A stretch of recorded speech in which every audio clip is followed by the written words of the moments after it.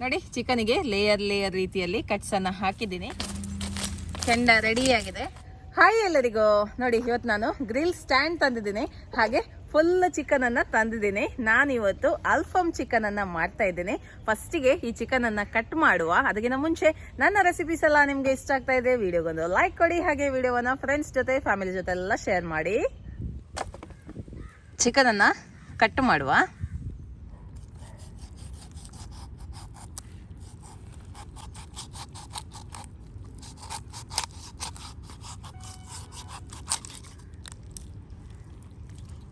ಇದು ಕುತ್ತಿಗೆಯನ್ನು ಕಟ್ ಮಾಡುವ.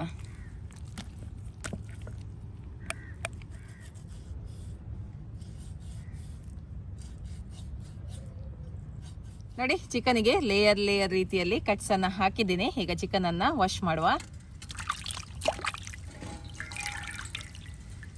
ನೋಡಿ ಚಿಕನ್ ಒಳ್ಳೆ ರೀತಿಯಲ್ಲಿ ಕ್ಲೀನ್ ಮಾಡಿ ಆಯ್ತು. ಈಗ ಇದಕ್ಕೆ ಫಸ್ಟ್ ಮ್ಯಾರಿನೇಷನ್ ಅನ್ನ ಮಾಡುವ. 1 ಟೇಬಲ್ ಚಮಚದಷ್ಟು ಶುಂಠಿ ಬೆಳ್ಳುಳ್ಳಿ ಪೇಸ್ಟ್, 1 ಟೀ ಸ್ಪೂನ್ ಅಷ್ಟು ಪೆಪ್ಪರ್ ಪುಡಿ, 1 ಟೀ ಸ್ಪೂನ್ ಅಷ್ಟು ಉಪ್ಪು, 2 ಟೇಬಲ್ ಚಮಚದಷ್ಟು ಲೆಮನ್ ಜ್ಯೂಸ್, ಅರ್ಧ ಕಪ್ಪಷ್ಟು ಮೊಸರನ್ನು ಹಾಕ್ತಾ ಇದ್ದೀನಿ. ಗಟ್ಟಿ ಮೊಸರಿದ್ರೆ ಅದನ್ನೇ ಹಾಕಿಕೊಳ್ಳಿ.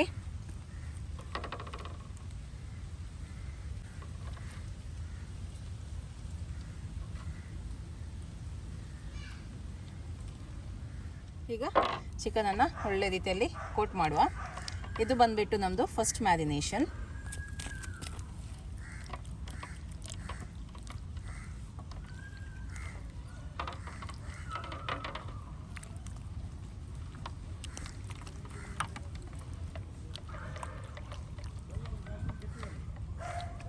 ನೋಡಿ ಫಸ್ಟ್ ಮ್ಯಾರಿನೇಷನ್ ಆಯಿತು. ಇದನ್ನೊಂದು ಅರ್ಧ ಗಂಟೆ ಹೀಗೇನೆ ಇಡುವ, ಮತ್ತೆ ಸೆಕೆಂಡ್ ಮ್ಯಾರಿನೇಷನ್ ಮಾಡುವ. ಈಗ ಸೆಕೆಂಡ್ ಮ್ಯಾರಿನೇಷನ್ ಮಾಡಲಿಕ್ಕೆ 1 ಟೇಬಲ್ ಚಮಚದಷ್ಟು ಕೊತ್ತಂಬರಿ ಬೀಜನ ತಗೊಂಡಿದ್ದೇನೆ, 1 ಟೇಬಲ್ ಚಮಚದಷ್ಟು ಸೋಂಪು, 2 ಚಮಚದಷ್ಟು ಜೀರಿಗೆ, 1 ಟೀ ಸ್ಪೂನ್ ಅಷ್ಟು ಪೆಪ್ಪರ್, ಹಾಗೆ 1 ತುಂಡು ಚಕ್ಕೆ, 1 ದೊಡ್ಡ ಏಲಕ್ಕಿ ಕಪ್ಪು ಕಲರ್ ಇದ್ದು, ಹಾಗೆ 6 ಲವಂಗ. ಇದಿಷ್ಟನ್ನು ನಾನು ಡ್ರೈ ರೋಸ್ಟ್ ಮಾಡಿ ತಗೊಂಡಿದ್ದೀನಿ. ಓಕೆ, ನಾನು ಆಲ್ರೆಡಿ ಇದನ್ನು ಡ್ರೈ ರೋಸ್ಟ್ ಮಾಡಿದ್ದೀನಿ.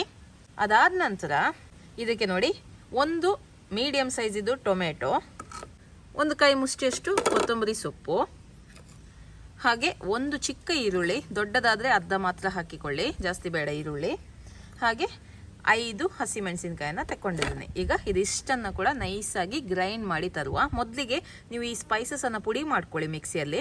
ಅದಾದ ನಂತರ ಇದೆಲ್ಲ ಹಾಕಿ ಈರುಳ್ಳಿ, ಟೊಮೆಟೊ, ಕೊತ್ತಂಬರಿ ಸೊಪ್ಪು ಹಾಕಿ ಒಂದು ಪೇಸ್ಟನ್ನು ರೆಡಿ ಮಾಡ್ಕೊಳ್ಳಿ. ಆದಷ್ಟು ನೀರನ್ನು ಕಡಿಮೆ ಹಾಕಿಕೊಂಡು ಪೇಸ್ಟನ್ನು ರೆಡಿ ಮಾಡಿ ಇಟ್ಕೊಳ್ಳಿ. ಓಕೆ, ಈಗ ಸೆಕೆಂಡ್ ಮ್ಯಾರಿನೇಷನನ್ನು ಮಾಡುವ. ಈ ಮಸಾಲೆ ಏನಿರುತ್ತೆ ನೋಡಿ, ಸೆಕೆಂಡ್ ಟೈಮ್ ಹಾಕಿರೋದು, ಇದು ತುಂಬ ಖಾರವಾಗಿರುತ್ತೆ, ಸ್ಪೈಸಿಯಾಗಿರುತ್ತೆ. ಚೆನ್ನಾಗಿ ಇದನ್ನು ಅಪ್ಲೈ ಮಾಡುವ. ನಾನು ಇದಕ್ಕೆ ಉಪ್ಪು ಹಾಕಲಿಲ್ಲ, ಯಾಕಂದರೆ ಫಸ್ಟ್ ಮ್ಯಾರಿನೇಷನಲ್ಲಿ ನಾನು ಉಪ್ಪನ್ನು ಹಾಕಿದ್ದೀನಿ. ಬೇಕಿದ್ರೆ ಮತ್ತೆ ಲಾಸ್ಟಿಗೆ ನೋಡಿಕೊಂಡು ಹಾಕಿದರೆ ಆಯಿತು ಉಪ್ಪು. ಚೆನ್ನಾಗಿ ಗ್ಯಾಸಸ್ ಒಳಗೆ, ಕಟ್ಸ್ ಒಳಗೆಲ್ಲ ಈ ಮಸಾಲೆಯನ್ನು ಹಾಕಿಕೊಳ್ಳಿ.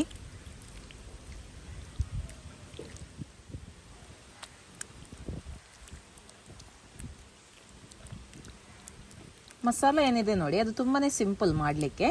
ಬಟ್ ಮೇನ್ ಏನಂದರೆ ಇದನ್ನು ಮ್ಯಾರಿನೇಟ್ ಮಾಡಿ ಇಡಬೇಕು ನೀವು, ಅದರಲ್ಲೇ ಇರೋದು. ಅಂದರೆ ಚಿಕನ್ ಒಳ್ಳೆ ಸಾಫ್ಟಾಗಿ ಜ್ಯೂಸಿಯಾಗಿ ಬರಬೇಕು ಅಂದರೆ ಇದನ್ನು ಸುಮಾರು ಹೊತ್ತು ನೀವು ಮ್ಯಾರಿನೇಟ್ ಮಾಡಿ ಇಡಬೇಕು. ನಾನು ಮಾತ್ರ ಇವತ್ತು ಅರ್ಧ ಗಂಟೆ ಇಟ್ಟಿದ್ದೀನಿ ಇದನ್ನು. ನಿಮ್ಮ ಹತ್ರ ಟೈಮ್ ಇದ್ದರೆ 1 ಅವರ್ 2 ಅವರ್ವರೆಗೆ ನೀವು ಇಡ್ಬೋದು ಇದನ್ನು. ಈಗ ಸೆಕೆಂಡ್ ಮ್ಯಾರಿನೇಷನ್ ಆಯಿತು, ಒಳ್ಳೆ ರೀತಿಯಲ್ಲಿ ಕೋಟ್ ಮಾಡಿ ಆಯಿತು. ಇದನ್ನು ಕೂಡ ನಾನು ಅರ್ಧ ಗಂಟೆ ಹೀಗೇ ಇಡ್ತೇನೆ. ಆದರೆ ನಿಮ್ಮಲ್ಲಿ ಟೈಮ್ ಇದ್ದರೆ 1 ಅವರ್ ಅಥವಾ 2 ಅವರ್ ಇದನ್ನು ನೀವು ಮ್ಯಾರಿನೇಟ್ ಮಾಡಿ ಇಡ್ಬೋದು. ನಾನು ಮಾತ್ರ ಅರ್ಧ ಗಂಟೆಯಲ್ಲೇ ಇದನ್ನು ಗ್ರಿಲ್ ಮಾಡ್ತೇನೆ. ಇದನ್ನು ನೀವು ಫ್ರಿಜ್ಜಲ್ಲಿ ಇಟ್ಟು ಮ್ಯಾರಿನೇಟ್ ಮಾಡ್ಕೊಳ್ಳಿ, ಆಯಿತಾ. ನೋಡಿ ಚಿಕನ್ ಈಗ ಮ್ಯಾರಿನೇಟ್ ಆಗ್ತಾ ಉಂಟು. ಇಲ್ಲಿ ಕೆಂಡ ಕೂಡ ನಾನು ರೆಡಿ ಮಾಡ್ತಾ ಇದ್ದೀನಿ. ಸೊ ಇಲ್ಲಿ ಕೆಂಡ ಆಗುವಾಗ ಚಿಕನ್ ಕೂಡ ಒಳ್ಳೆ ರೀತಿಯಲ್ಲಿ ಮ್ಯಾರಿನೇಟ್ ಆಗುತ್ತೆ. ಅದಾದ ನಂತರ ಗ್ರಿಲ್ ಮಾಡುವ. ನೋಡಿ ಕೆಂಡ ರೆಡಿಯಾಗಿದೆ, ಇನ್ನು ಗ್ರಿಲ್ ಮಾಡುವ.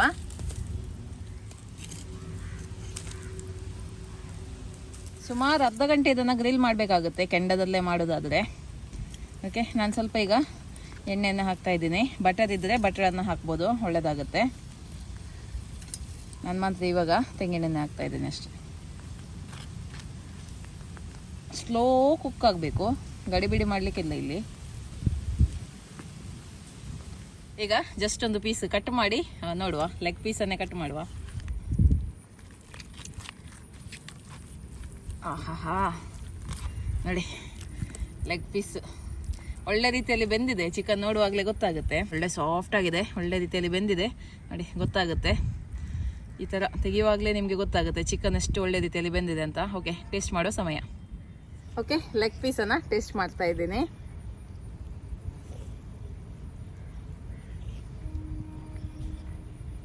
ಚಿಕನ್ ಅಂತೂ ಒಳ್ಳೆ ರೀತಿಯಲ್ಲಿ ಬೆಂದಿದೆ, ಒಳ್ಳೆ ಸಾಫ್ಟ್ ಆಗಿ ಜ್ಯೂಸಿಯಾಗಿ ಉಂಟು. ಇದಕ್ಕೆ ಸೈಡಲ್ಲಿ ಒಂದು ಮೈನೀಸ್ ಹಾಗೆ ಒಂದು ಸಲಾಡ್ ಮಾಡಿದರೆ ಹೇಳುವುದೇ ಬೇಡ.